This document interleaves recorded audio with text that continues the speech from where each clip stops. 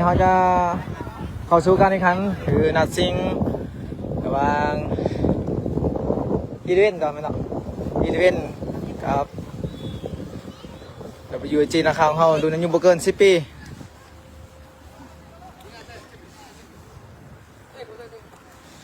ผ่านเข้ามา500 คนอย่าลืมกดไลค์กดแชร์จากนี้เขาจะมาดูกันว่าน้องๆจะเป็นอะไรสู่การแข่งขัน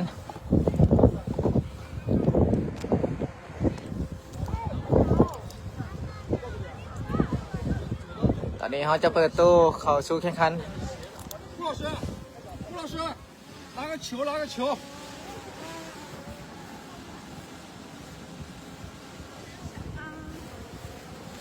ตอนนี้คือนังชิงชนะเลิศระหว่างอีเลเว่นและ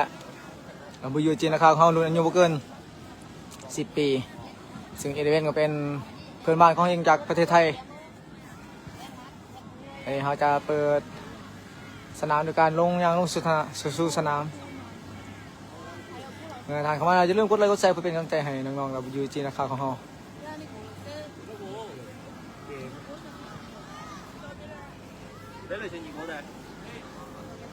如果这开的够的话，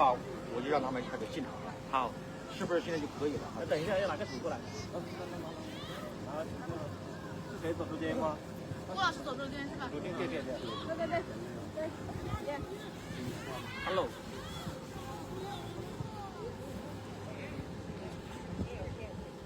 好，准备，3、2、1，走。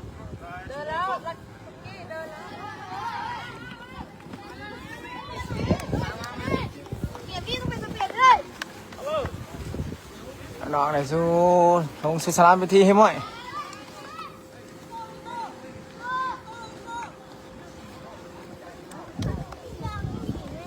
毛泽哥别拍的呀！哎，磊烈拍的，前面也拍，往前面拍。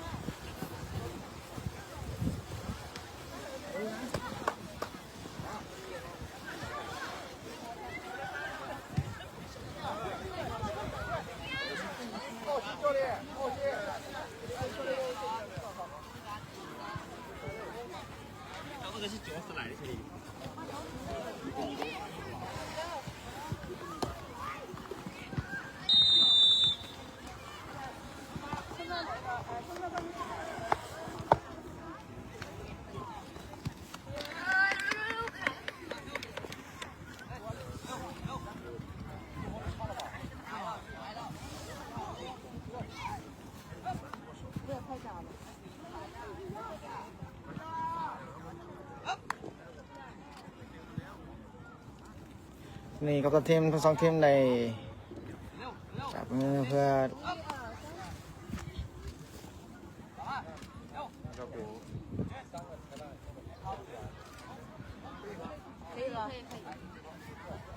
手机拍的可以的，我这手机拍的有成绩不？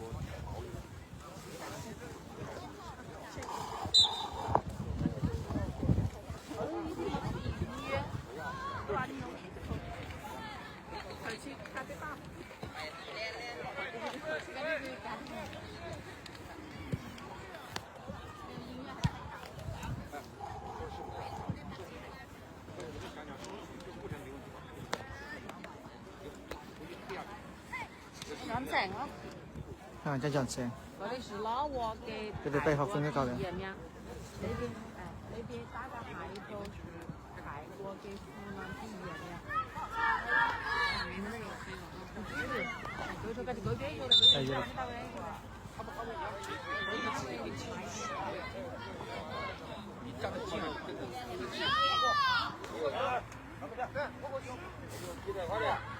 ที่อีเลเว่นเขาผสมกันต่างคนต่างติวอย่างนักเพื่อ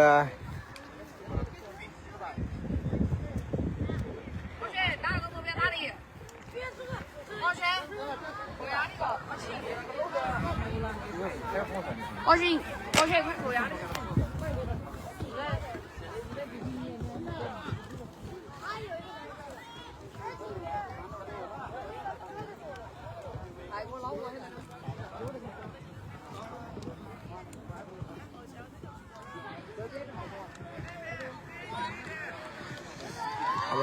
เป๊ปซี่จะ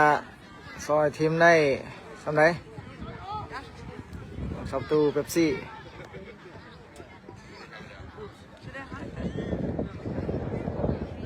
ได้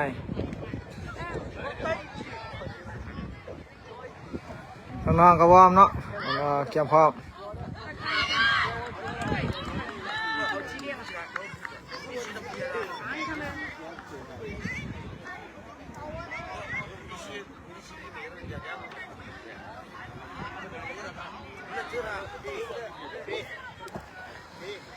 ตอนนี้ WG ในของเราจะบุกจากขวาหาใส่กับการเป่าเซนลูกวิญญาณไอ้ที่คุตสุลงที่เซเตอร์จะได้ดีกว่าอยู่ที่ฟี่จะได้ดีกว่าไปฟี่เปลี่ยนมาที่ปีขวาอยู่ที่อาซีให้ไปที่ทันว่าแต่ว่าให้ตีพลิกแต่ให้บ้านสังกันยังอยู่ที่พลิกอยู่เกิดยาวขึ้นมาเกิดยาวมาอยู่ที่นายให้ไปที่ทันว่าไปเองเลยดูบ่ให้ไปที่พี่ไปที่นาย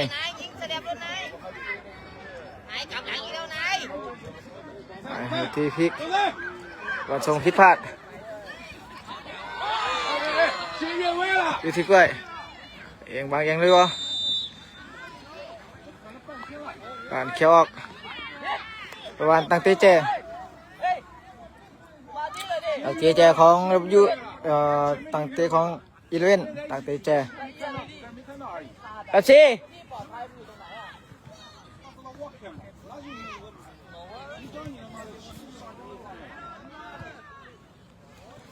อีเลเวนตั้งเตเจมาดูกันว่าเขาจะสามารถป้องกันประตูได้บ่ยาวขึ้นมาสกัดออกของกล้วยอยู่ที่คุตสุเอาที่ยาวขึ้นอีกครั้งนึงโมได้ยังอยู่ที่คุตสุยิงยาวขึ้นมาแป๊บซี่จับได้จับได้สบาย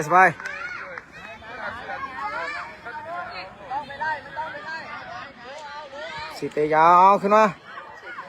ที่ทันว่าแต่สกัดบอลพอดีบอลยาวขึ้นมาเป็นบอลล้ำหน้าเนาะ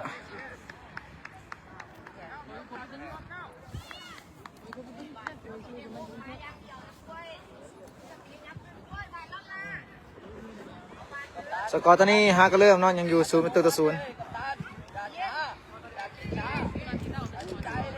น่าจะเตะยาวนายยืนยังนาย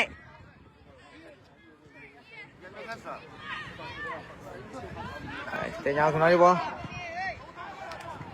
เตะยาวขึ้นมาโบวิด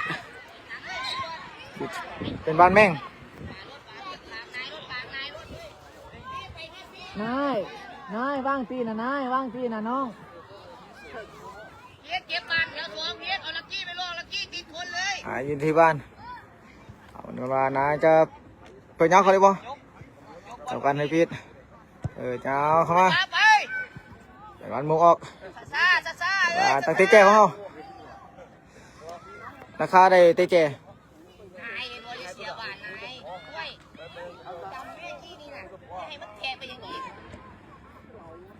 ตั้งเตะเจ้ของราคาเราที่ลักกี้จะดินสั้นเสาแรกเจ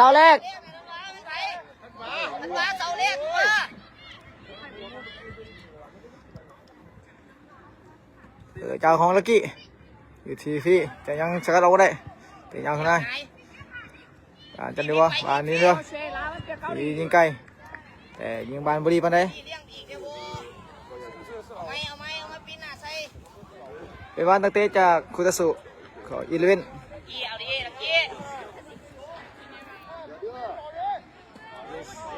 ีเลเวนจะลินสันหรือเตะยาวเนาะอีเลเวนเตะยาวขึ้นมาเปิดยาวเข้าไปที่ปีกซ้ายเป็นบาดออกของเขาเป็นบอลโยนของนาคาเป็นบอลที่พลิกกับบอลลงแต่อยู่ที่กล้วยแต่เป็นบอลบอดี้ปานใดอยู่ที่กุตสุที่ทันออกมาที่ปีกซ้าย เดี๋ยวมาที่ปีกซ้ายไปบ้านสกอตตอนนี้ยังอยู่0-0นะเจ้าเอาไล่สึกเริ่มเปิดเกมมาได้ที่5 นาทีแล้ว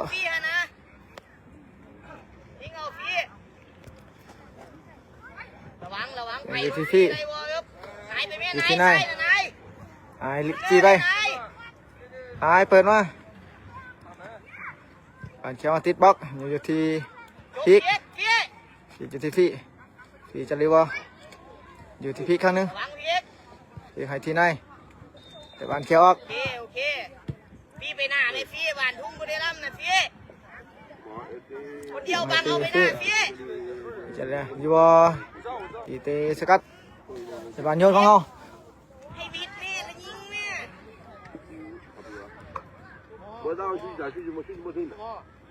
อยู่ที่ทันว่าแต่ว่าให้ที่พีกไปเล่นพีกให้ที่ฟีจะบานได้บ่ไปบานถือสกัดออกไปบานโยนเขาอีกครั้งนึงหาซ่องแม่เอ้ยอยู่ที่พี่ใส่พี่ ไปบอลโยกเขาอีกครั้งนึงเฮ้ยพี่หนีก็หันเลยพี่แล้วเขาจะบังสเกมหมดเลยเจ้าเขาจะบังเกมก่อนเดี๋ยวเขาจะสมัครจัดเปลี่ยนได้ไหมเก็บบานเดียวสองโยนให้ที่ทันว่าแต่เคลียร์ขึ้นมาอย่างบวิดหัวกล้วยอยู่ที่กล้วยเคลียร์ได้บ่เป็นบางของมาทีไปบานจีกไว้ทีอยู่ที่สาดยาวขึ้นมาฟีจะไปได้บ่ฟีไว้ก่อนดีบ่ฟีจะไว้ก่อนดีบ่เตะยาวมาอยู่ที่ได้กลางเป็นบานเฝ้าของฟี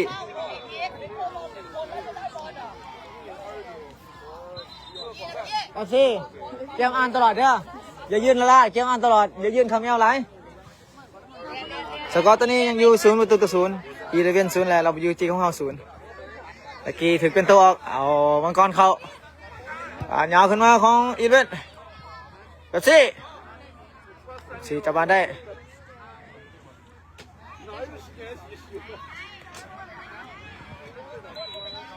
ยาวขึ้นไป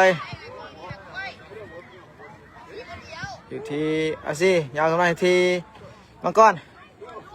บางกระบานแต่ว่าอยู่ที่พิกพี่จะมาเนาะพี่ทันว่าก่อนจะได้บ้านดิบ่ก่อนบีบ้านอยู่ตรงที่มังกรดิบ่มาที่ได้กลางแทงมาอยู่ที่ไหนเข้าบ้านดิบ่จิ้มมาบ้านอยู่ที่ได้กลางเปิดยาวขึ้นมาอาซีเขียวบ้านอยู่ที่มังกรมังกรมาถึงบ้านอยู่ที่ด้านกลางแต่บ่ผ่านนายจิ้มบ้านอย่าใส่ตีนแม่ใส่หัวน้องเปิดยาวมายิงลูกนี้เป็นบอลยิงออกข้าง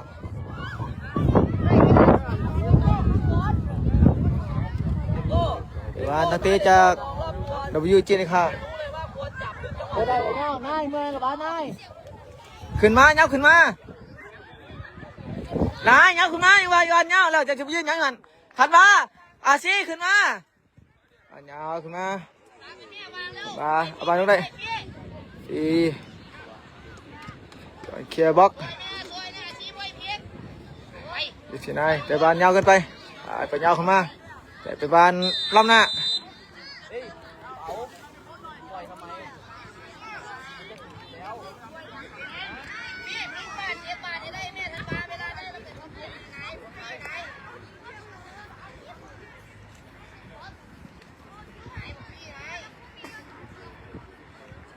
เอาขึ้นมาให้ที่ฟี่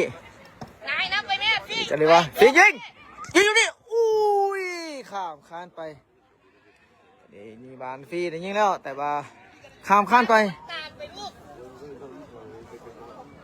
บานตั้งเตะจากอีเลเว่น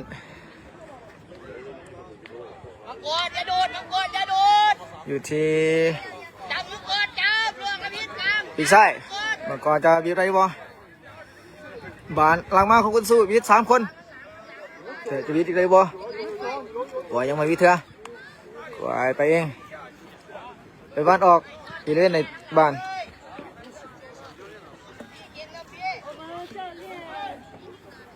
อีเล่นยืนบ้านมาแต่เตะบึ้ดของอาซีเตะยาวไปอีกครั้งนึง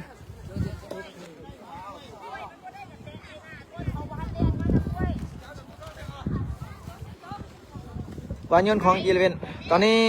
สกอร์ยังอยู่ที่0-0นะจ๊ะที่อีเลเวนเปิดมามังกรซีมาฟี่ยิงไกลตรงนี้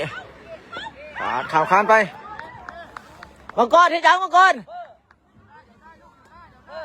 ไปบ้านนักเตะจากประตูทันมาอาซีเข้ามากลางอาซีเข้ามายับเข้ามายาวขึ้นมาบ้านบวิดเตะยาวขึ้นมาแต่ติดกรรมการ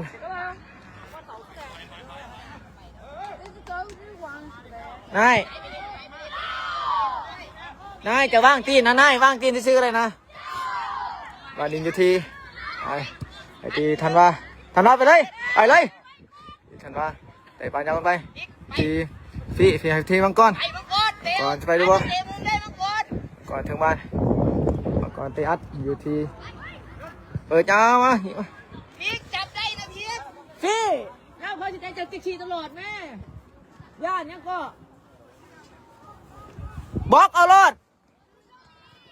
ดินสั้น พี่จับคนพี่ อยู่ที่ เอาคนยาวแล้วนาย เปิดยาวขึ้นมา ยันหอยพีกไป อยู่ พี ที่พลิกอยู่ที่เด่นกลางแต่ว่าอยู่ที่มังกรจะเขาเลยวันเตะยาวขึ้นมาพี่ไอที่มังกรก่อนไหนวะมังกรไต่ขึ้นนะมังกรไทยที่ฟี่ย่านตลอดนะฟี่นะก็บักย่านเลยมังกรบังเอาไอ้บ้านตั้งเตะเจฟี่นั่นย่านนั่นคือนั่นก็จะบล็อกนะไอ้บ้านตั้งเตะเจพี่ไปไม่พี่อันวาเสาแรกกันวะตั้งเตะเจเอาบนลุ้นกันวะเขาจะขึ้นน้ำได้บ่เตะยาวมานะครับจับไว้อยู่นายเตะยุติธรรมะอุ้ยเตะบานคอยกันไปเตะยาวขึ้นมาของอีเล่นแต่ยังอยู่ที่พลิกเตะยาวขึ้นมาอยู่ที่พี่จะบานน้องอะไรบ่ไก่แล้วทันวาบุฟาวพี่มังกรเอาบอลมังกร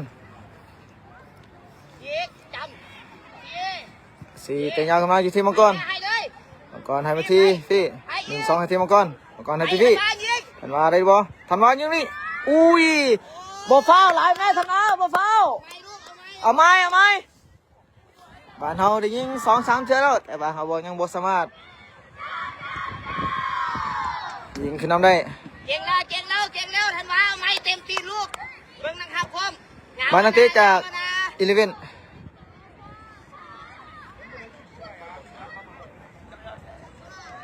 เตะยาวขึ้นมาอยู่ที่ด้านกลางแต่บ่ผ่านพี่จะไปเลยบ่รีบเลยพี่ไปพี่ไปหน้าพี่ลูกไปเล่นพี่ไปเลยบ่พี่พอเอาตีมุมได้พี่ที่พลิกให้มาที่แต่ยังบ่วิเถอะอย่าลงแม่นายอย่าถอยแทงแล้วพี่แทงแล้วจับเอาไปสิจับเอาหายเลยนี่เฮ้ขอโทษนะจ๊ะเปิดมาที่อาชีบอสนายไม่ยังต้องเตะเข้ากลางนายน้ำอาชีส่วนเนี่ยพี่ตรงเดินมังกรที่มังกรลอกแล้วจำเลยพี่เล็กยังบ่ผ่านมังกรให้มาที่ยังบ่ผ่านเถอะ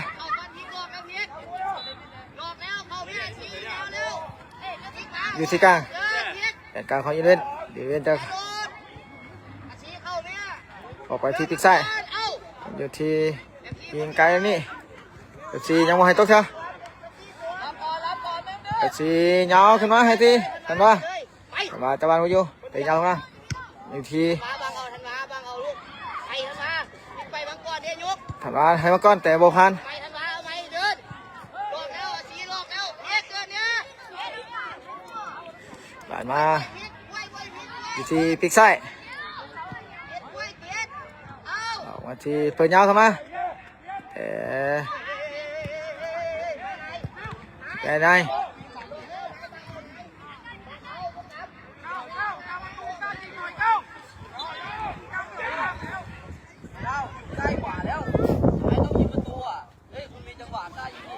เฮ้ยเฮ้ยเฮ้ยมังกรมังกรมังกร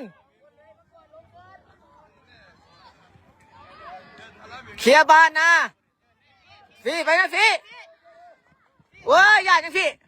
พี่เรียกต้นพี่ต้น บล็อกเปลี่ยนไทยพี่เอามาลบเปลี่ยนฟาก ถึง มังกรไล่ เอาวันขึ้นพี่ เอาทีกว่าแต่เป็นบ้านลำนะพี่เขาบอกเลยเธอจะเข้าบ้านจังจังสินะบล็อกเอาโลด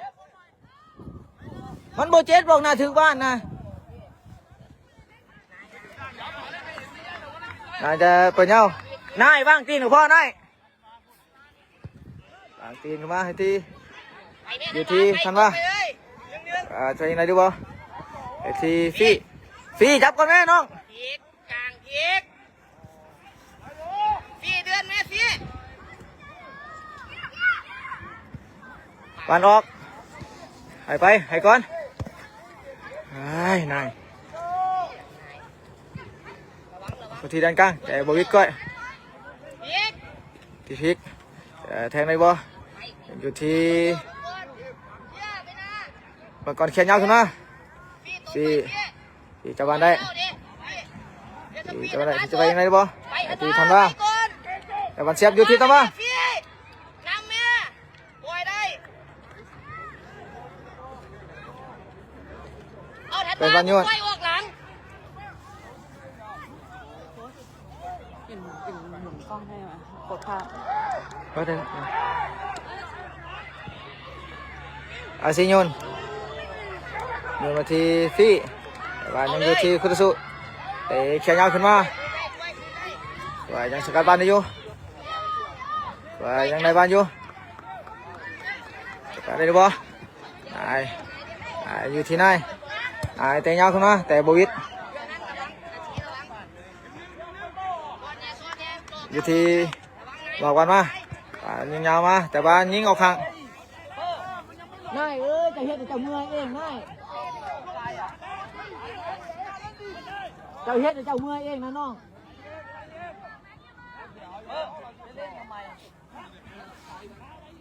ตอนนี้สกอร์ยังอยู่ที่0-0เป็นบ้านตักเตะขึ้นมาจากหน้าประตูนะคะ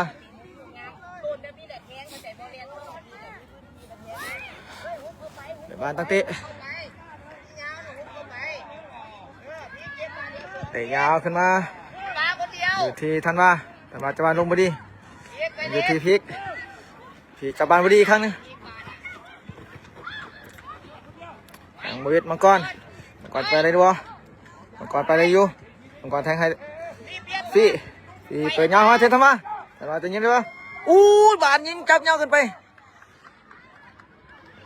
บานยังบ่สามารถบวกสกอร์ได้อีกเตะยาวขึ้นมาอ้าวพลิกปัดชีเกมอยู่ที่คุตสุเปิดยาวมาแต่ยังบ่ผ่าน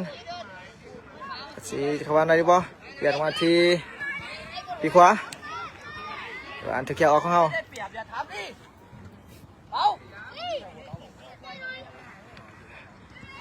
พี่อีกแล้ว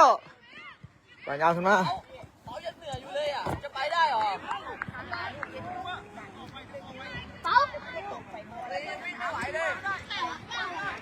กล้านะเขาเจ้าเตะขาจากไหนลูกโทษตัวเขี่ยของก่อนเขี่ยยาวขึ้นมาของอาซี่แต่ว่ายังอยู่ที่ฟีจะไปดูบอล1-1ก่อนไปดูบอล ให้มังกรพี่ ไอ้ที่มังกร กระชากเลย มังกรกระซ่าเข้ามา มังกร แต่เป็นบอลเขี่ยออก มังกรซากเหงาเกินไปแต่ถือเขียวออกของอิเลเวน เอาบานมังกร จะขอโทษขออภัยเนาะที่ก็นำบ้านมาท่านก็จะเทให้ดีที่สุดเป็นบ้านโยนของนาข่าวของเขา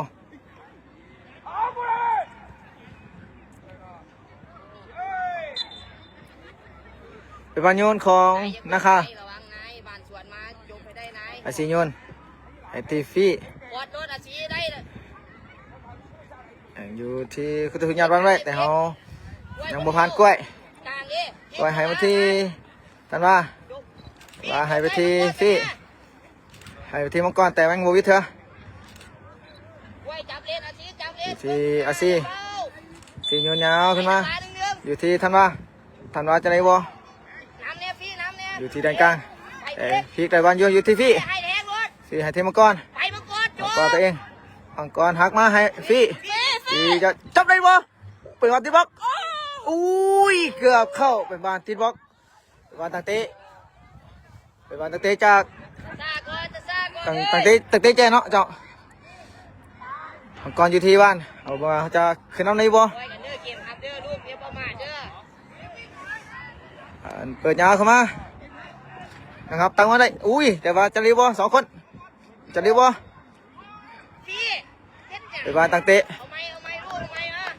เป็นบอลตั้งเตะจากหน้าประตู ปิดหน้าใส่เอ้ยหนาวแล้วนะพีกอย่าให้บานไก่ลูกพีก ตั้งเตะจากประตูกุตสุ เตะยาวขึ้นมาแต่บ่ผ่านทันว่าเขียวมันไม่ดีนายเขียวมาอยู่ที่มังกรจะไปหรือบ่อยู่ที่กล้วยมหาวิทย์กล้วยเปิดยาวขึ้นมาเป็นบานสกัดพิษเตะเขียวมาเป็นบานโยนเขาอีกครั้งหนึง เอาดิเอ้ยโอ้โห ตอนนี้บานถือว่าเกมเขาก็ถือว่าบุกอย่างหนักเนาะอยู่ที่ทันว่า เอาดิเอ้ยจำเลยพี่จ บานเขียวยาวขึ้นมาแต่บ่วิทย์ฟี่ไปเอง พี่เปลี่ยนสปี ฟี่ ดไป จะ เลยพี่ ตัดเข้ามาอุ้ยแต่บานพลิกยังถึงบานบ่ ระวังเข้าพี่กล้วย ที่กล้วย กล้วย กล้วยให้ที่มังกรจะพิษวะมังกรเอาบ้านขึ้นมังกรจะบ้านขึ้นได้บ่มังกรบีบ เฮ้ยท่านว่าการนักกอนเล่น มังกรจะได้บ่ พี่เล่นเนี่ย สีได้บ่เขียนยาวขึ้นมา ไอ้บอลผิดไหน อยู่ที่นายถึงบ้านได้บ่นายยังซาอยู่แต่ยังบ่ผ่านเขียนยาวขึ้นมา เล่น เป็นบ้านแม่งเขาได้บ้านแม่งเนาะตีบ้านโตกับแม่นไผบ่ยอมไผโตไปโตมาแต่ตัวนี้เขาได้บ้านเผาอยู่ที่ด้านกลางมาเบิ่งกันว่าเขาจะสามารถ เทสเทวสวงเทสโอ้ ยิงประตูขึ้นน้ำได้หรือบ่อยู่ที่นาย กล้วยบ่ขึ้นกล้วยพอเดียวกล้วย เอามาเบิ่งกันว่านายจะยิงประตูได้บ่ ไปซื้อโกรถนายเฮ้ยท่าซ้ำเนี่ย กรรมการให้เซนวิทนายยังเขาที่วันนายยิงมาที่ประตูสิบประตูอุ้ยเป็นบานออกข้างไปบานออกหลังไปขอโทษกันไปเนาะบานตั้งแต่จากอิเลเวนจากหน้าประตูตอนนี้เวลาก็ยับไกลกันมาแล้วสกอร์ยังอยู่ที่0-0ออกมาที่ปิกแบ็กไซด์ก่อนจะบีบได้บ่เปิดยาวขึ้นมาอยู่ที่นายเขียร์บ้าน บาดเดียวไปหน้าเนี่ยให้ อยู่ ไป ที่พลิกทางบ้านไม่ได้อยู่ ไปพี่ อยู่ที่ฟี่หักมาจะได้ดูบ่ฟี่ออกไปทีมังกรเบียดบังเอาแต่เป็นการถึกสกัดออก หน้าสกุลช้ำเอาหน้าเอาตัวน่ะนี่ก็บานนี้ อยู่ที่มังกรจะบ้านบุรีวันไหนไปบ้านยูนของอิเลนโยนบ้านมาแต่บวิดพลิกเขียยาวเข้ามาดูจะได้บ่อันเขียยาวเข้ามาแต่ติด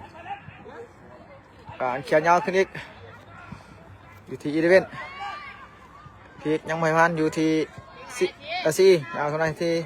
แต่ถึกมงวางว่า นายมึงไปไหน อยู่ที่ด้านกลาง ปล่อยเอา อยู่ที่กล้วยจะรีบบ่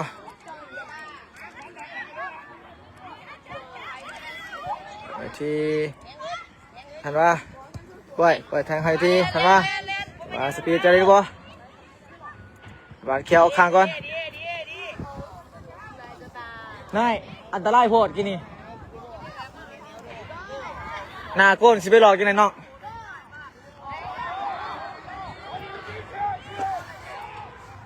ตอนนี้สกอร์เฮายังอยู่ที่0-0 WG 0และอิเลน0ไปหน้าไม่ฟรีข้างหน้า ไปบ้านยศของเฮา ให้ฟรีรถให้ฟรีรถใส่ตีนนั่นวะใส่ตีนฟรีรถ ทีมมังกรก่อนจะมีปานเลยบ่ สีจับ อยู่ที่อาซีส่งให้ทีมมังกร หมด มังกรเปิดหัวทีฟี่แต่ไปเป็นวันบุดีถึงสกัดออกไปบ้านออกข้างบ้านยศของเฮาสกอร์ตอนนี้ยัง0-0เขียนสกอร์นะกรรมการเป่าเบิดเวลาครึ่งแรกสกอร์เฮายังอยู่ที่0-0ต่างคนต่างบ่ยอมแพ้เนาะเบิดเวลาครึ่งแรกไปเอายังหักษาสกอร์ไว้อยู่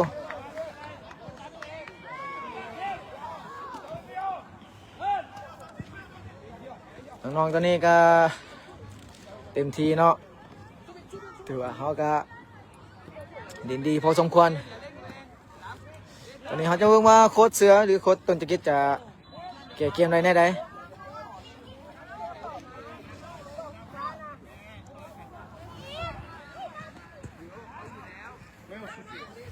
เขาเพิ่งว่าโค้ชต้นจักริดหรือโค้ชเสือจะแก้เกมแน่ใดอาจจะบางลูกมากแน่ใดเจ้า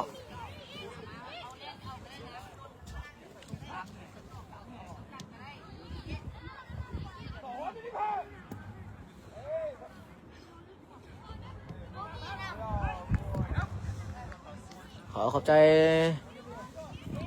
สปอนเซอร์ผู้ใหญ่ใจดีที่สนับสนุน WG นะครับเฮาในการเดินทางมาแข่งขันขอบใจทานวันสมเจ้าของอาหารทาดำไวเฮาขอบใจบริษัทวิเดกุลอินเตอร์เนชั่นแนลกรุ๊ปขอบใจเดินทางสร้างสเตเดียมที่ให้การฝึกซ้อมของน้องๆขอบใจฮานเวกเตอร์แข่งกีฬาที่ได้คุณภาพสากลที่ให้การสนับสนุนเสื้อผ้าน้องๆในการเดินทางมาไปเสื้อการเดินทางเสื้อการแข่งขันทุกๆนัดขอบใจน้ำดื่มแม่น้ำไหมขอบใจน้ำดื่มโฟร์มดที่ให้การกินดื่มของน้องๆทุกๆวันขอบใจสหพันธ์กีฬาบันเตะอเมริกาเหนือและขอบใจซิมฟินิตี้วีคอนเน็กติดแอปยูโกการติดตั้ง eSIM ซิมฟินิตี้แมนการฟังอยู่ในตัวเครื่องเพียงแต่ทานสแกน QR Code แล้วก็เปิด Data Homing ก็สามารถดีอินเทอร์เน็ตได้ทันที eSIM ของเรานั้นครอบคลุมไปหลายกว่า200 ประเทศซิมฟินิตี้สัญญาณดีสัญญาณแห้งมีความไวถึง 5G เราสามารถกดเช็ค Data ได้ด้วยตัวเองข้อดีของ eSIMfinity มีความสะดวกสบายเราบ่ต้องเสียเวลาในการถอดซิมเข้าออกแล้วก็ขอบใจมายังคณะนำภาครัฐที่ให้การสนับสนุนติดตามน้องๆสุบยูเอกสารต่างๆในการเดินทางมาแข่งขัน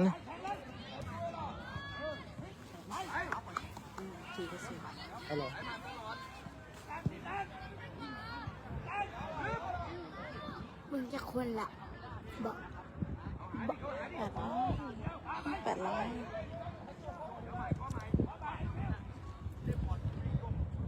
ค่อยทายให้บอก ภาคไหม ตัวประเทศวันนะ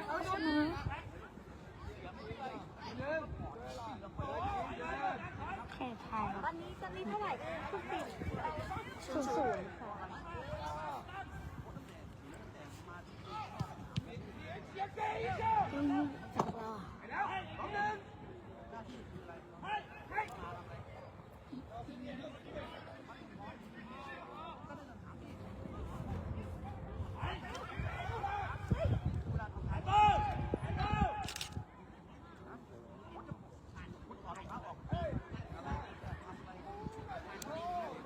บอกแล้วนะ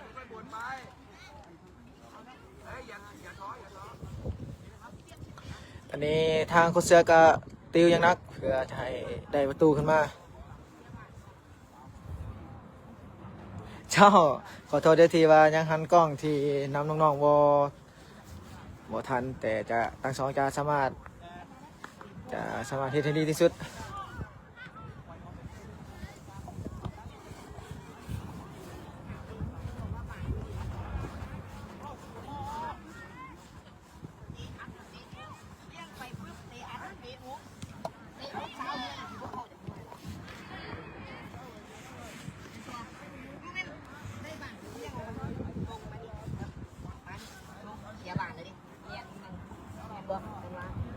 นี่ไปทุ่มผมบอกจะมาทุ่มเห็นไหม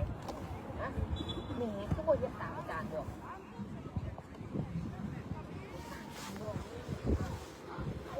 เดี๋ยวได้สปอร์ตคุณลงไปใส่ของเขาไอ้นี่ก็ได้ใส่เห็นเหลือเขาใช้ก็มาก่อน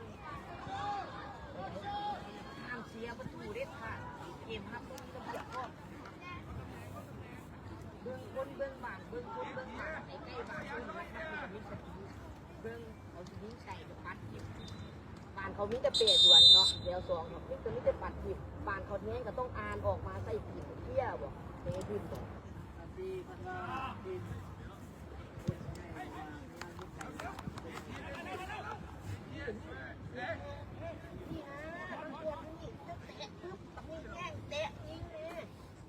ไม่ต้องเข้าใกล้ก็ได้ใกล้ก็ได้เจ้าลบเข้าใกล้ปุ๊บนี่นะเจ้ายิงเด็ดเห็นบ่เดี๋ยวปุ๊บเต้นกันปุ๊บยิงเลยเตะปุ๊บปัดมันยิงโดนใส่ช่วงหลายจังหวะไป เป็นน้องคนถ่ายพ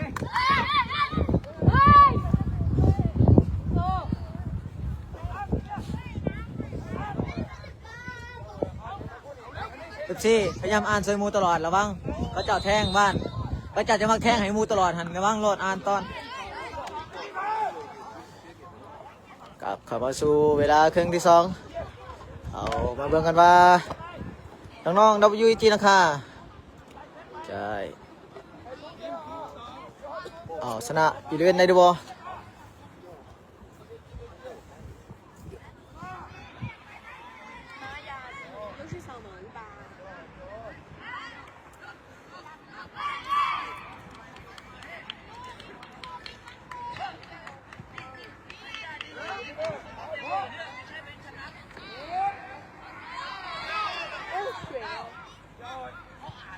ตอนนี้สกอร์ยังอยู่ที่0-0เราจะเข้ามาครึ่งเวลาที่2เป็น WEG นะครับเราเป็นไฟเขียวบานทำการให้สัญญาณแล้วที่เขียวบานมาให้ทีครั้งนึงที่ลองบานมาไปยังไงบ่อยู่ที่พี่ออกไปที่ทันว่าไปยังออกไปที่ซ้ายมาคอนมาแต่บานคอนยาวกันไปที่คุตสุจะกันมาอยู่ที่แดนกลางอีกจะได้บ้านดีบ่ก่อนจะได้บ้านดีบ่ดินบ้านง่ายเกินไปออกไปที่ปีกขวากำลังมาโยนยาวขึ้นมาอยู่ที่ยิงกันวะยิงนี่ออกข้างไปเป็นบ้านตั้งเตะเจขอโทษเป็นบ้านตั้งเตะมาจากประตูตั้งเตะยับเข้ากลางตั้งเตะยับเข้ากลางเว้ยต่างหนึ่งอยู่25 นาทีเจ้าเข้ากลางไม่อาชียับเข้าไปไหนพอแล้วอาชีพอแล้วยับเข้าไปยาวขึ้นมาอยู่ที่แดนกลางแต่อาบานลงไม่ได้แต่ยาวขึ้นมาอยู่ที่ทันว่าแต่ว่าให้ที่มังกรให้ที่พริกพักยิงให้ที่พริกที่1-2ทีวันที่ได้ละ1-2วานได้ด้วยอุ้ยเป็นวานอยู่ที่อาซียิงเองถึกบล็อกอยู่ที่มังกรก่อนไปยิงได้บ่ก่อนตีอัดก่อนเข้าได้บ่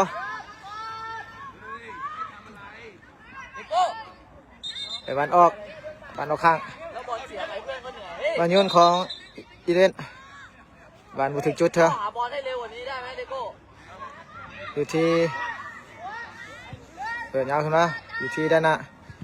เปิดยาวขึ้นมาอยู่ที่ปีขวา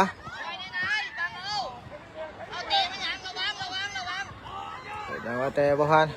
เตะยาวเคลียร์ขึ้นมาอยู่ที่พริกให้ที่มังกรแทงให้พี่เปิดให้แต่ยังบ่ผ่านที่นายได้บ้านมาส่งให้ที่ทันว่าจะได้บ้านบ่ตั้งเตะเป็นวันตั้งเตะจากคูตะสุเตะจากนาโกนดีมันยังวะบานยาวขึ้นมาออกที่ปีขวาแต่บ้านออกไปบ้านโยนของเฮา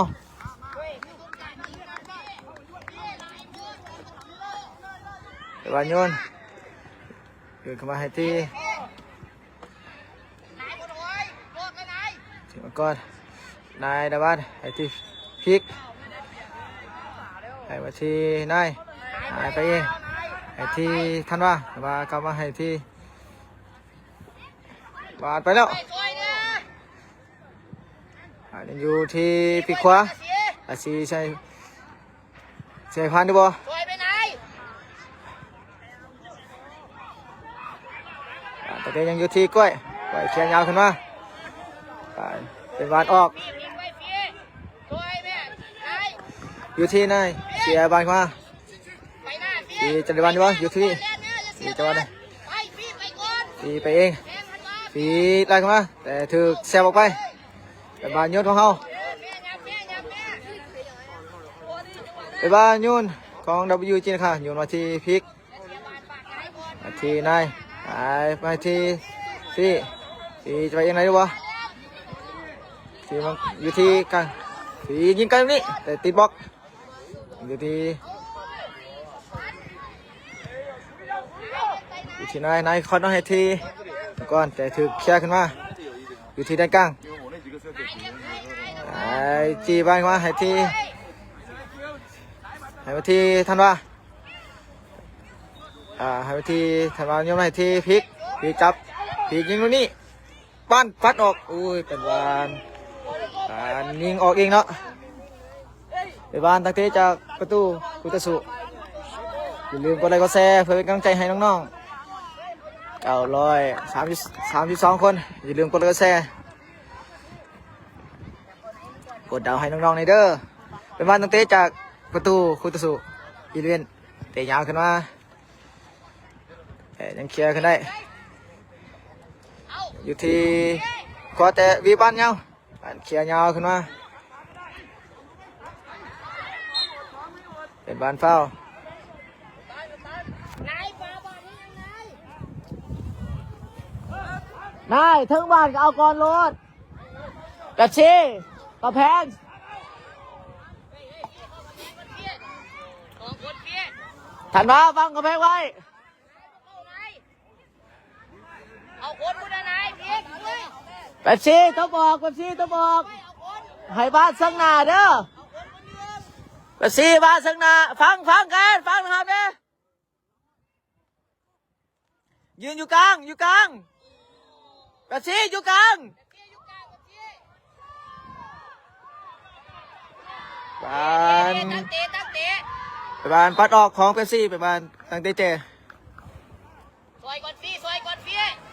เฮ้ยนายซอยกันนาย เฮ้ยบางคนจีพริก หลังเนี่ย พี่ยางรออยู่ ปิดเนี่ยอีก เอาคนไปบ้านตั้งเตเจของอีเลเวนบ้านมาที่ หัวพี่ ปีบ้านสั้น หัวอย่างเดียว เดินยาวเข้ามาแต่มูออกมาได้ หัวเอิบ อันนี้ไกลนี้แต่ข้ามคานไปทางอีเลนก็ได้จบสกอร์ เฮ้ย แต่ว่ายังไม่ได้สกอร์ขึ้นมาเถอะยังได้ยิงเถอะแต่ว่ายังบ่สามารถได้สกอร์เพิ่ม กล้วย ยังอยู่0-0สกอร์ตอนนี้เรายังมาลุ้นกันว่า เฮ้ยอาชี ทางทีมใดจะสามารถ ยับเข้าไปไหนอีก สกอร์ขึ้นนำได้หรือบ่อยู่ที่ทำได้จับตาลงดีบ่ได้ยังอยู่ที่พลิก สวมกันนะเอิบเดินนาย อยู่ที่นายได้บานอยู่นายบานขึ้นมา นายเด็กพี่เลยนาย อยู่ที่นายไปเองเปิดเข้ามาที่มังกรแต่ยังบ่ผ่านเถอะถือเคลียร์ขึ้นมายังอยู่ที่มังกรไต้หวันไปอยู่ที่มังกรให้ที่พลิกบ้านยังไงอยู่ยังอยู่ที่บ้านที่นายจับได้จับบ้านยาวกันไปที่ไปให้ที่อยู่ที่นายวันที่ธันวาพลิกไปแต่บุพันไปยาวขึ้นมาออกที่แบกซ้ายแต่ยาวขึ้นมาให้ที่นายให้มาที่อาซีให้ที่มังกร ก่อนแต่ถึงสกัดลงมาอย่างบ่ผ่านอีเลนเถอะถึงสกัดลงมาจากด้านหลังตอนนี้อีเลนมีการเวทโต้หมายเลข29เข้าหมายเลข54ออกอยู่ที่อาซีให้ที่ฟี่เปิดเข้ามาเฮ้ยคันสิคอดก็ตั้งใจคอดก็นี่ก็ดูมันเตะไปละล่ะอาซีเฮ้ยคันสิคอดตั้งใจคอดเข้าโลดวันตะเตะจากอีเลนเตะยาวขึ้นมาไอ้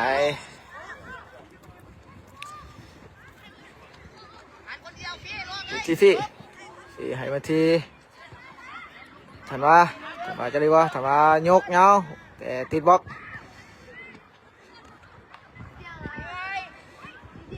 นายยังไงบ้างอยู่ให้ทีก้อยไปให้ทีฟี่เป็นบ้านออกเป็นบ้านยนต์ของ WG นะคะตอนนี้สกอร์ยังอยู่ที่0-0เจ้าเปิดมาแต่บ่ผ่านอีเลนมงวันนี้อยู่ที่มังกรได้ด้วยมังกรเบียดบ้านมังกรได้บ้านอยู่ก่อนให้ทีบ้านเบาเกินไปที่จะได้บ่อยู่ที่อีเลนได้ที่บ้านแต่บ่ผ่านมังกรแต่บ้านยาวกันไปมังกรได้บ้านขึ้นได้บ้านได้บ่ผ่านสกัดขึ้นมายังบ่ได้ยังสกัดเงาอยู่เตะออกไปอยู่ที่นายเลี้ยงบานมาที่พลิกเปิดให้ที่ฟี่นั่นเดียวที่ตกออกมาจะดีบ่ที่หักที่จะจบเลยเขาใส่ฟี่อย่างนี้อุ้ยออกข้างไปเป็นหน้าเสียดายยังพอทันได้ประตูขึ้นมาน้องเถอะเตะจากประตู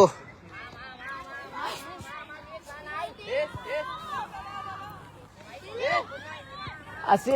เพกจะให้บ้านตกบ้านเตะขึ้นมาของกูสามตัวบ้านเดียวของธรรมะอยู่ที่พี่ที่จะเดินบอลกับบ้านบอลเถอะอย่างเข้ามาที่ด้านกลางที่จะเลี้ยวบอลอีกทางให้มังกรถึงบ้านติดฟันเขียวออกเป็นบ้านโยนของเขา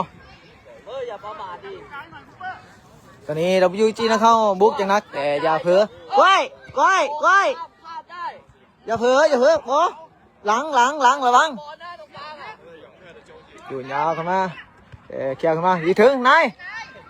จับบ้านได้นายยิงหรือเปล่านายจับบ้านยาวกันไปอยู่ที่ด้านกลางสีเปิดจังไปแต่เข่ามือประตูตอนนี้เราเจอที่อีเลนประเทศไทยเพื่อนบ้านเขาเองอยู่ที่เอาขึ้นมาอย่างบ่ผ่านอาซีเปิดเงาแต่ยังอยู่ที่ด้านกลางอยู่ที่อีเลนก่อนยังไงบ้านอยู่ก่อนยังเสียบ้านที่ยังสกัดบ้านบวิทเถอะเป็นบ้านโยนของเขาอีกครั้งหนึ่งสกอร์ตอนนี้ยังอยู่ที่0-0เจออีเลนจากประเทศไทยเพื่อนบ้านเขาเองบ้านโยนมาที่ฟี่จะไปได้บ่ฟี่มาให้ทีมังกรตันมาอยู่ที่มังกรถึงมาดูมังกรเปิดเงาแต่เป็นบ้านเบอร์ถึงเถอะเป็นบ้านตั้งเตะจากอีเลนขึ้นมาจากประตูจะดิ่งงานได้บ่บ้านเตะยาวขึ้นมาแต่ยังบวิดอยู่ที่ฟี่แต่บ้านยาวเกินไปเจ้าโอ้ยเสียดายเอาเจออีเลนเพื่อนบ้านประเทศไทยนี่ด้วยเจ้าเป็นบ้านตั้งเตะจากอีเลนดินบ้านสั้นเตะยาวขึ้นมาแต่บ่ผ่านสีจะเร็วบ่เติบยาวมันยาวมาบางบ้านเอาทีมังกรจ่ายก่อนฝากก่อนดูทีนายพลิกให้ทีนายจะให้ทีทันวาดีบ่นายทำให้ทีทันวา แต่ถึกสกัดออกไปเป็นบานยุนของเขา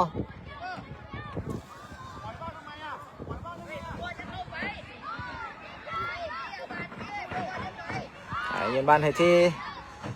ถึกสกัดมาแต่บานออกข้างอีกครั้งหนึงเป็นบานยุนของเขาตอนนี้สกอร์ยังอยู่ที่0-0นายเป็นคนทุมบานมาเบิ่งว่าเขาจะทุมบานได้บ่ทำไมฟี่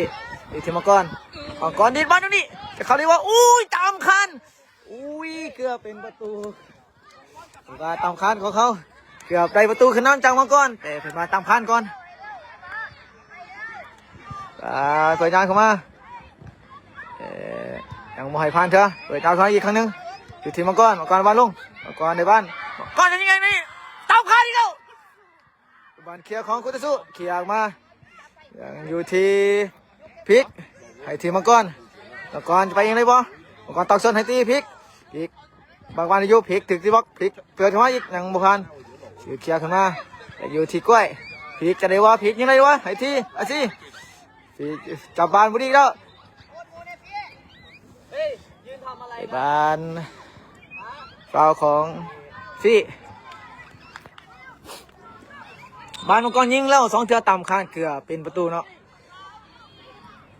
เกือบเขาได้ประตูคือน้ำก่อนวันเตะยาวของอีเลนเปิดมาอยู่ที่มังกรเข้าบ้านมังกรในบ้านอยู่ให้ที่อาซีให้ที่กล้วยยาวให้ที่มังกรในบ้านมังกรไปน้ำมังกรให้ที่มังกรจะไปได้บ่มังกรจะทันหรือบ่บ่ทันไปบ้านออกหลังไปบ้านนักเตะจากอีเลนสกอร์ตอนนี้ยังอยู่ที่0-0ตอนนี้เริ่มชูซีกันแล้วโตไปโตมาเนาะเจ้าไปบ้านนักเตะจากอีเลนจะดินยาวหรือดินสั้นสงสัยจะดินยาวขึ้นมาพลิกยังปล่อยบอลแต่ยังอยู่ที่พลิกให้ทีออกมาทีมังกรในบอลลงจับบอลบุรีอยู่ที่มังกรอีกครั้งหนึงบอลตีบล็อกเปิดยาวขึ้นมาแต่นายยังไม่ให้เธอยังไม่ให้เธอเปิดยาวขึ้นมาแต่อยู่ที่กล้วยอยู่ที่นายให้ทีพลิกให้ทีทันว่าให้ทีฟี่เปิดให้ทีมังกรฝีบ้านยิง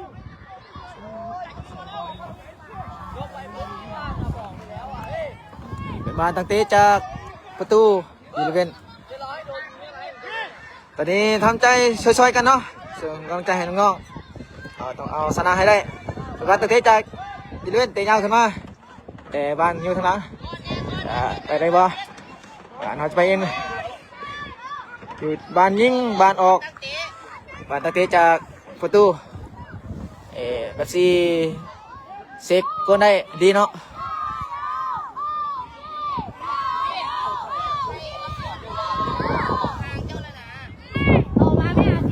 ไปบ้านตั้งเตะขึ้นจากประตูเปิดจะเอาขึ้นมาบ้านโบวิดแต่ยังโบวิดพี่เถอะเดี๋ยวพลิกอีกยังไม่ผ่านเถอะยังโบผ่านเถอะเป็นบ้านออกบ้านยนต์ของอีเลเวน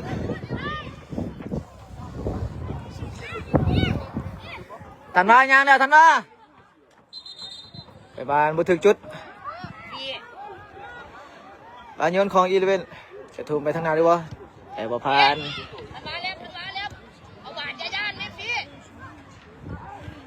อยู่ที่ด้านกลาง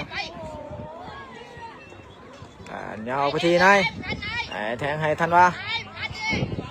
สากันไปเปิดยาวกันมาทียังบ่ผ่านอยู่ที่ฟี่ยังบ่แข็งแกร่งอุ้ยบาดึงฟี่เอ้ยฟี่แข็งกว่านี้น้องบานยนของบานเฝ้าอยู่ที่ด้านกลางของอีเลนอยู่ยาวขึ้นมาแต่บานอยู่ที่คุตสุยังบ่ผ่านเธอถึงบานอยู่ที่นายยังอยู่ที่พลิกบ้านเสียบ้านไปอยู่ที่แดงกลางยังอยู่ที่อีเวนต์ในบ้านมาไปบ้านเฝ้าบ้านโบเฝ้าอยู่ที่คุณซุยคนนี้ แต่บางเอาบานเคลียร์ออกมาบานเคลียร์ออกพี่เอ้ยเอาไม่รู้พี่ฟังอยู่พี่เอาไม่รู้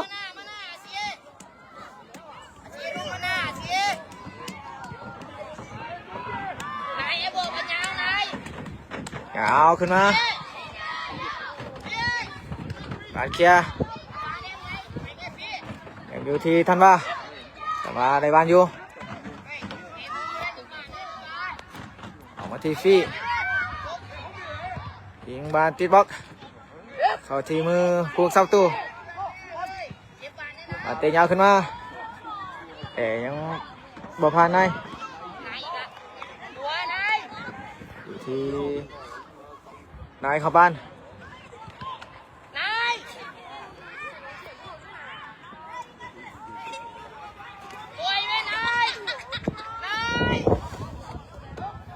ยังอยู่ที่เปิดเจ้าเข้ามาไปบ้านเลย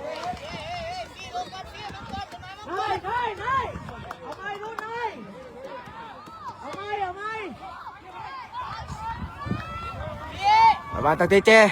ออกอีเลนแบบซี่ออกมาทุบแบบซี่บ้านบัวฟ้าวใช่เนาะอยู่ที่ยาวเข้ามาที่ถึงยาวยาวเข้ามาให้ที่ยังโบวิดอีเลนเต็มมาบ้านยาวขึ้นมาของนายอยู่ที่อีเลนมาก่อนได้บ้านอยู่บ่อยู่ที่ฮิกกับบ้านบ่ได้เชื่ออยู่ที่เรียนอีกครั้งหนึ่งอยู่ที่เรียนเข้าบ้านได้อยู่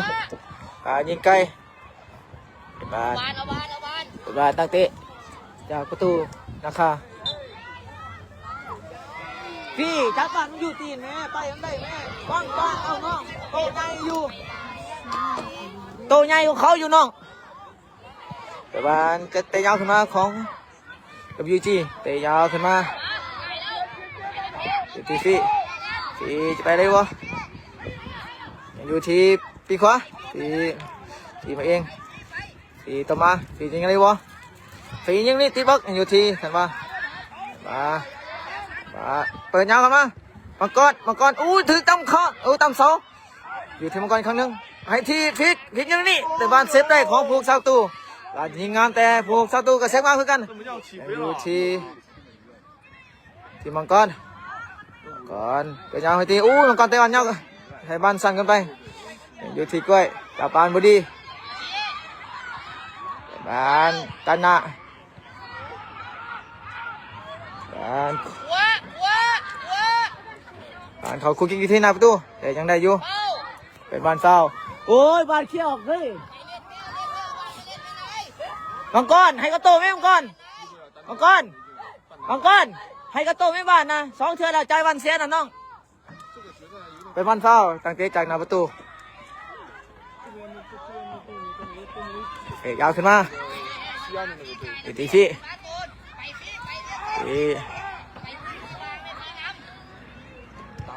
อยู่ที่พลิกไปเองไอ้ที่เห็นว่าทำมาพลิกมาตะวันจบแล้วนี่ยังตีบล็อกอยู่ที่มังกรจะไปเลยบ่วันเดียวมาอยู่ที่จะเลี้ยงเองไปดูบ่เขาไปใส่ตีตันให้ที่พลิกตีจริงเลยบ่แต่บ้านเขียนยาวของมาของอีเวน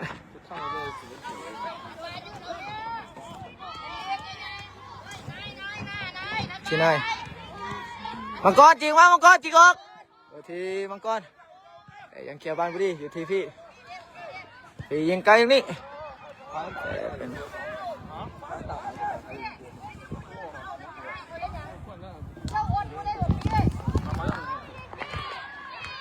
บ้านโตไปต่อมาของคุณสู้ก็จะเป็นทางอีเวนต์และ WG นะครับเฮาบ้านโตไปมาเป็นบ้านตั้งเตะจากอีเวนต์นี่บ้านซูซีกันเนาะบ้านโตกลับไปโตกลับมาอีเวนต์เปิดยาวขึ้นมาแต่บ่ให้พันหายยาวขึ้นมาหายเตะบ้านผิดพลาดไปพีกจะพาบ้านโตกี่ละพีกแบบซี่ออกมาแบบซี่ออกไปที่นายหายไปยาวให้ที่กันดาบ้านยาวเกินไป การตักเตะยาวของพวงเสาตู้แต่พี่ยังให้บอลตกเถอะ1-2 แม่น้ำแม่มังกรโลกเอ้า ออกมาที่ ไปหน้าสิ ไปบานเคียวมาของนาข้าวเขาไปบานยุน ติดเด็กไว้ติดเด็กไว้ บานยุนมาที่พุทธสุแต่ยังโมพันเถอะ ไป บาน ที่ เคียว เอา มาของที่ไปยาวมาแต่โมพันด้วย เลยพีกให้เลยอันมาเนี่ย พีกให้ไปที่ ไปอันมา ที่ เนี่ย ที่มาก่อนไปเลยบ่ก่อนเปิดยาวมาแต่ติดบอกไปบานยุนของเขา 有点那种罗纳尔多的感觉啊。 ไปบานยุนของเราอยู่จีนะคะจากเบื้องขวาสกอร์ตอนนี้ยังอยู่ที่0-0มาลุ้นกันว่าน้องๆจะสามารถยิงประตูได้หรือเปล่าโยนยาวมาโมงไว้ครั้งหนึงอยู่ที่กล้วยโยนเข้ามาอีกโมงไว้ดิอยู่ที่พริกให้ที่ยิงลูกนี้อุ้ยบานถึงโมงยังอยู่ที่พริกให้อุ้ยแต่บานเจ้าสั่นกันไปแต่ยังไม่ให้ยกเงาขึ้นไปแต่เคลียร์เป็นบานตั้งเตะเจเป็นบานตั้งเตะจาก11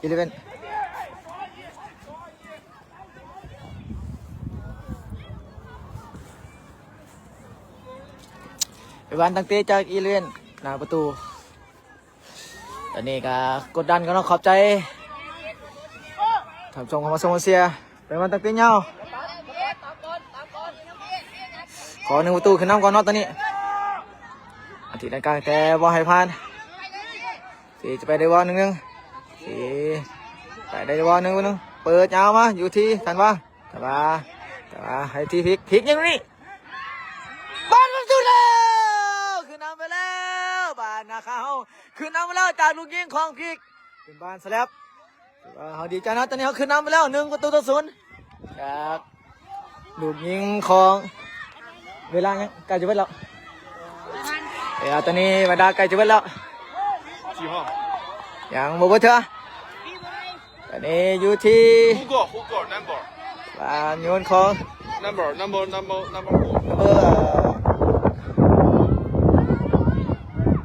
โอ้ยเด้บัง กระเทิงจับเอาลมลงเบอร์เอก นี่มันขึ้นทำไมมังกรไป ยังอยู่ที่เคลียร์ขึ้นมา ไปเย็นๆ พีกยาวขึ้นมาไปบ้านเคลียร์ออกกรรมการเป่าลูกบิดมาแล้วคือวันนี้เฮ็ดได้ตามเป็นซ้ำไปแล้วถือว่าตัวนี้น้องๆเฮ็ดได้ซ้ำแล้วสวัสดีใช่ไหมแล้วของ WG นะครับของเรา WG นะครับเขาขึ้นไปแล้ว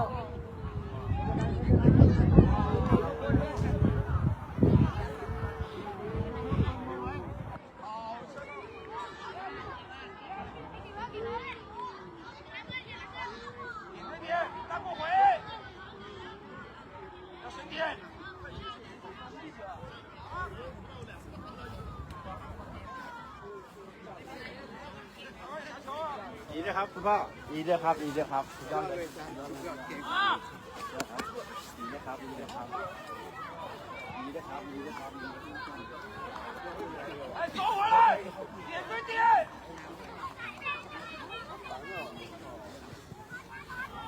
อันนี้เขาเพจตามฝันได้แล้วเนาะในทีสุดท้ายก็อันนี้เขาได้แล้ว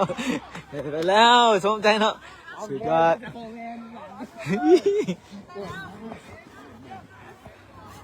อันนี้ดีใจด้านเนาะเขาได้ไปแล้ว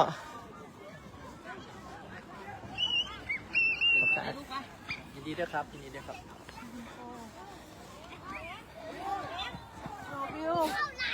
คุยกับรถกี้แป๊บวิว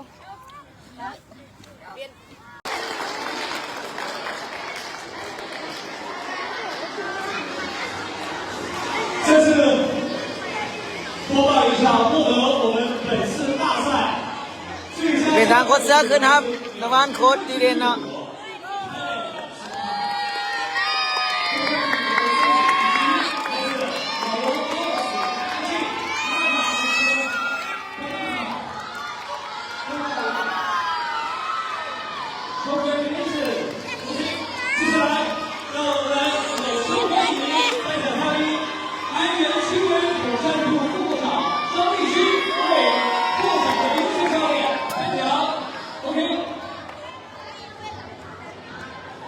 ได้แชมเปี้ยนเลยจ้ะเด้อ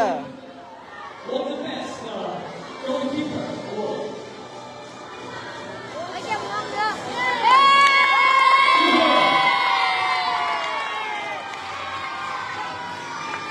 掌声请九成来一次。Thank you，请回座，谢谢。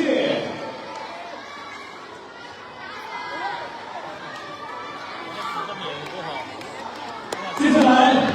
我们将要颁发的是最佳射手，他们是绿茵场上的佼佼者，有拼搏的球技，不懈的奔跑，前进的脚步，为球队斩获荣耀。获得最佳射手，请回座。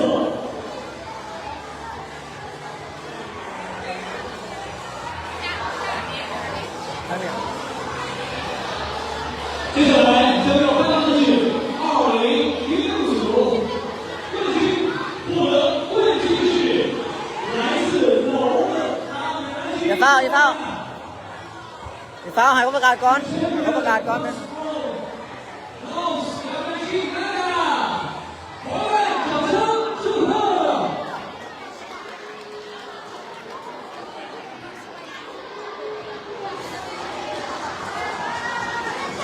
ยี่ปลายมูยี่ตุกางเฮ้ยอาทิตย์เดียวดู นี่คือสมนาอันดับที่1ของเรา WIG นะครับดูอายุบ่เกิน10 ปีเจ้าเราสามารถได้แชมป์ ยี่จับจับ ในการแซนส้มแซนของเจ้า ยี่ขึ้นมาหน้าขึ้นมาหน้าถึงเลยยืนก่อนได้แบบ 精美的礼物，有请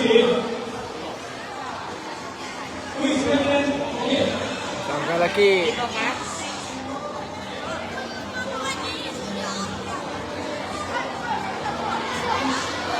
จับดีๆจับดี อากี้จับดีๆแม่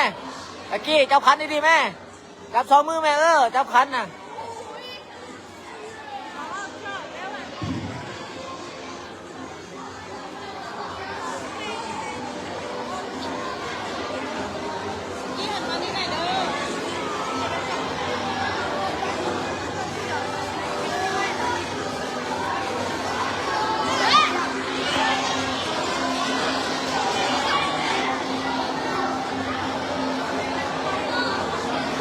วันนี้เขาได้ที่หนึ่งของรายการแซนซนแซม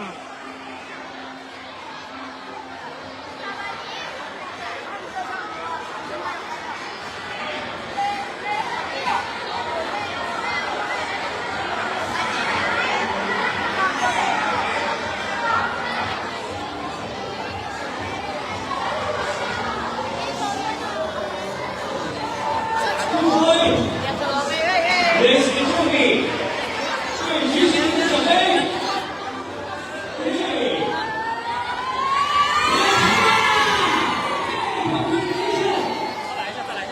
อยู่วันหนึงอยู่วันหนึงอยู่วันหนึงอยู่วันหนึง